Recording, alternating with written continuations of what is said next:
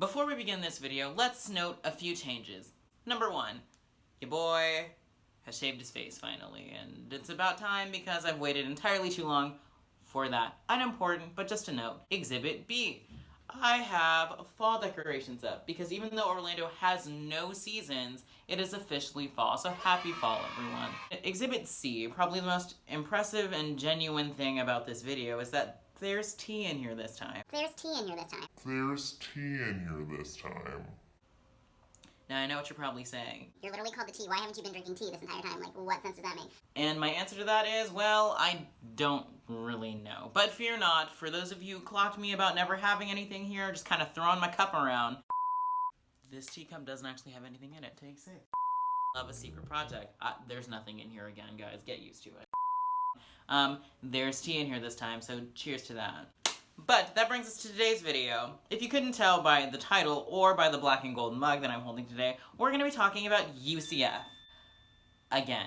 Except this time not football, because, well, that's one thing I didn't know. However, today we're going to discuss 5 things that you should probably know about UCF, regardless of if you're already a student here, or thinking about going here, or you've never heard of the university before. Never. Anyway, it's my job today as the T to educate you on the things you should know about the University of Central Florida. So sit back, relax, and enjoy this little thing we call tea time.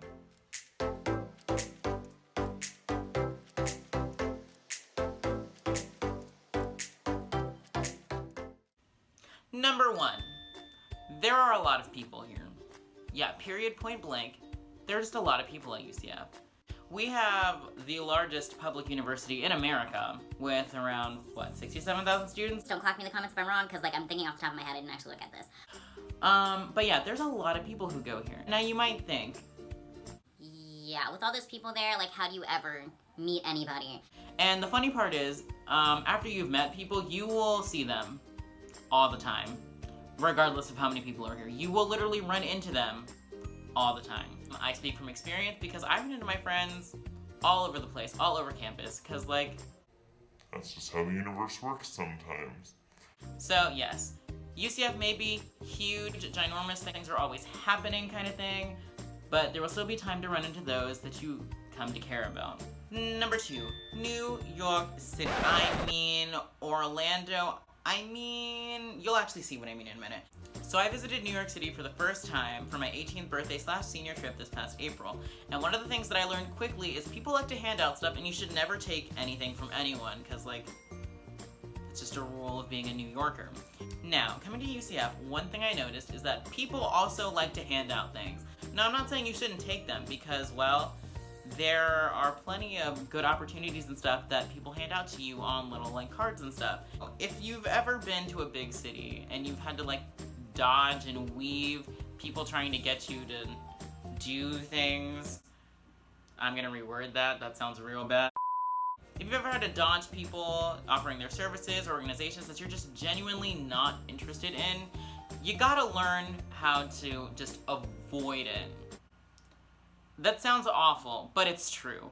One major example of this is in the mornings near the reflecting pond. Now, for those of you who follow me on Snapchat or Instagram, you already know the reflecting pond is literally my favorite place on campus. The only issue with that is in the morning there are booths lined up around it all the time, people trying to get you to talk to them. I might like people, but also being the introvert that I am, I don't have, no. Just no. I learned that on the first week when there were booths lined up and everyone was just kind of like, Come here. This is this organization. We are this religion. and I was just kind of like, That's not it. no, listening to music, walking around with your headphones in, pretending like everything else doesn't exist is a pretty good way to avoid these things. I'm not saying you should ignore all of them, but if you're not interested, take a hint. Number 3. Say it with me, ladies and gentlemen, free stuff. Yes, honey, free 99, 0.00, yes, free stuff. UCF loves them some free stuff, especially some free t-shirts. First few weeks, especially during Pegasus Palooza, which is like our grand opening week of events sort of thing that happens here, UCF loves them some free T-shirts. I have, I want to say like 3 or 4 T-shirts just from Pegasus Palooza. This is one of the things that you just have to go to. Go to all the events. Like, go to all the opening events, especially the first few weeks of school, Pegasus Palooza, because there is so much free stuff that you will get to the point where you have to start getting rid of stuff. Free stuff. Free stuff. Free stuff. Because UCF loves them some free stuff. So yes, take a hint, ladies and gentlemen. That's where your tuition is going. Just kidding, not really. Number 4, Orlando weather. I'm gonna just let that sink in for a minute, because let me tell y'all. Here in Orlando, it likes to rain almost every day, if not every day. But the thing about that is it'll pour for 5 minutes and then it'll stop. So, Be warned. it could rain literally anytime. The weather report is zero help ever because rain just happens here. And carrying an umbrella is sometimes useless because sometimes it just likes to rain sideways.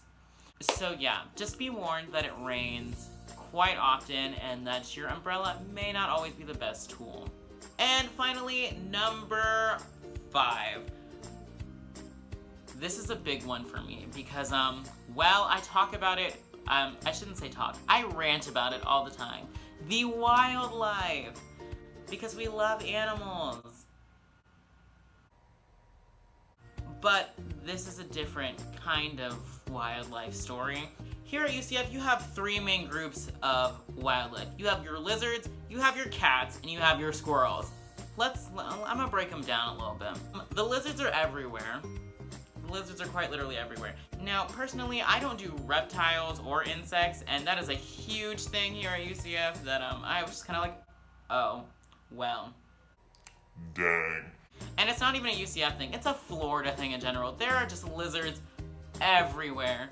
Although, true story, when a lizard runs past you and makes you go, oh shit, on the phone with your mother, you learn.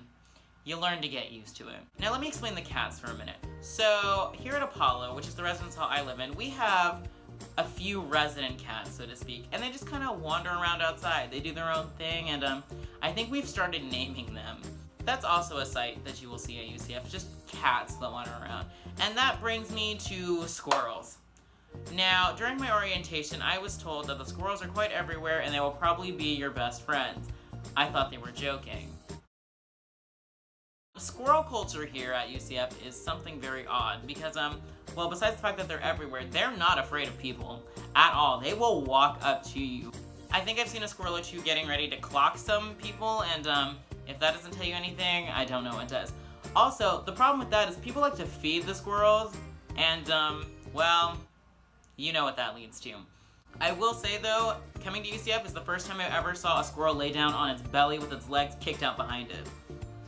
So, add that to your bucket list of things UCF related.